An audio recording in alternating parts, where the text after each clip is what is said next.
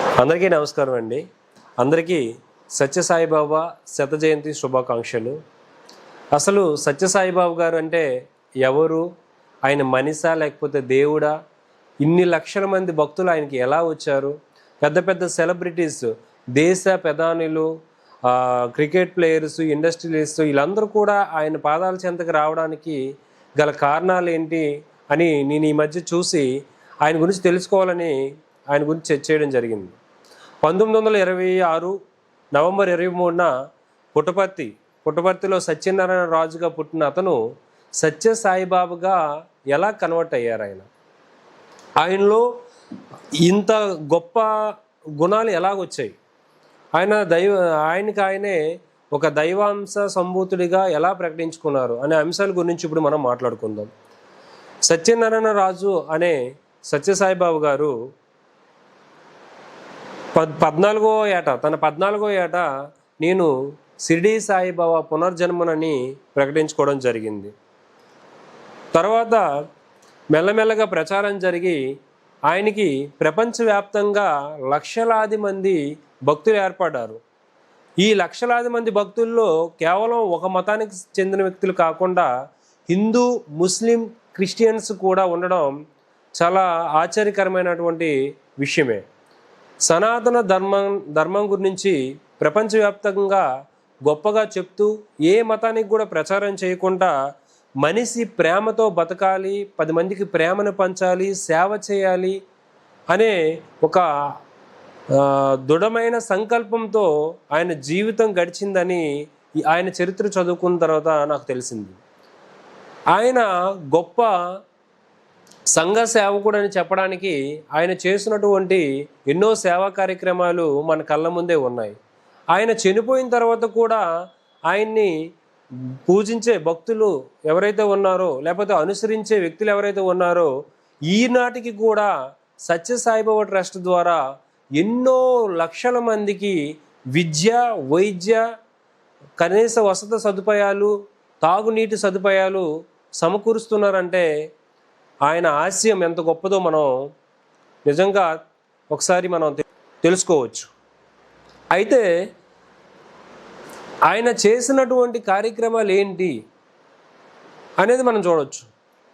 ఆయన పాదాల చెంతకి పెద్ద కంపెనీ ఇండస్ట్రియలిస్ట్ అయినటువంటి రతన్ టాటా గారు వెళ్ళడం అనేది గొప్ప విషయం. మన మిషల్ మ్యాన్గా పిలిచే ఏపీజే అబ్దుల్ కలాం గారు కూడా ఆయన అభిమానించడం గొప్ప విషయం. స్వయం కృషితో ఎదిగినటువంటి మెగాస్టార్ చిరంజీవి, సచిన్ టెండూల్కర్, నరేంద్ర మోడీ, మన్మోహన్ సింగ్ గారు లాంటి వ్యక్తులు కూడా ఆయన్ని అభిమానించడం అనేది కూడా చాలా గొప్ప విషయమే.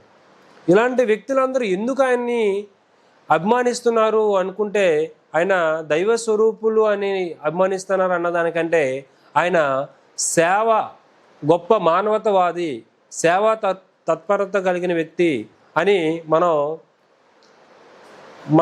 అనుకోవడం అనేది మంచి విషయం. అయితే ఈరోజు ఆయన శత జయంతి ఉత్సవాలు జరుపుకుంటున్న ప్రతి భక్తులకు కూడా జనసేన పార్టీ తరపున, మా తరపున శుభాకాంక్షలు తెలియజేసుకుంటున్నాను. ఆయన స్ఫూర్తిని, ఆయన ఆశయాల్ని ఇలాగే మీరు అందరూ కూడా ముందుకు తీసుకెళ్లాలని మనస్ఫూర్తిగా కోరుకుంటున్నాను. అలాగే సత్యసాయిబాబు గారు అనంతపురం అనేది మనకు తెలుసు, ఒక రాయలసీమ, అక్కడ త్రాగునీరు కూడా దొరకని ప్రాంతం అది. అలాంటి ప్రాంతంలో మొట్టమొదటిగా తాగునీరు ప్రాజెక్ట్ని ఆయన స్టార్ట్ చేసి ఎన్నో గ్రామాలకి ఎంతోమంది దాహాన్ని తీర్చి మంచినీరు సప్లై చేశారు. మంచినీటిని ప్రతి గ్రామానికి చేరేటట్లు ఆ ప్రాజెక్టుతో సక్సెస్ఫుల్గా ముందుకు తీసుకెళ్లారు. అలాగే తన సొంతంగా ఒక యూనివర్సిటీ పెట్టి ఎన్నో లక్షల మంది విద్యార్థులకి ఉచితంగా విద్యను అందించారు.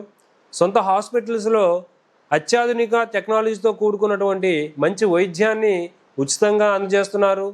ఇలాంటి గొప్ప గొప్ప పనులు ఆయన ట్రస్ట్ ద్వారా జరుగుతున్నాయి. ఆయన స్పీచ్లతో, ఏదైతే ప్రవచనాలతో, ఆయన మాటల గొప్పతనంతో ఎంతోమందిని ప్రభావితం చేశారు. ఆయన మాట్లాడిన ప్రసంగాలు చూస్తే మనలో మనకే తెలియని ఒక ప్రేరణ కలుగుతుంది. అలాంటి గొప్ప వ్యక్తి శత జయంతి ఉత్సవాలు అనేది ఈరోజు జరుపుకుంటున్న ప్రతి ఒక్కరికి కూడా పేరు పేరున శుభాకాంక్షలు తెలియజేసుకుంటున్నాను. Thank you.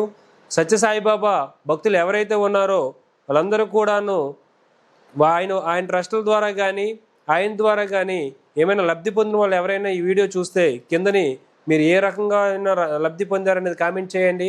అలాగే ఆయన భక్తులు ఎవరైనా ఉంటే కిందని జై సత్యసాయిబాబా అని కామెంట్ చేయండి. మన ఛానల్ సబ్స్క్రైబ్ చేసుకోండి. ఇలాంటి మంచి మంచి వీడియోలతో ఇంకా మీ ముందుకు త్వరలో వస్తాను. Thank you.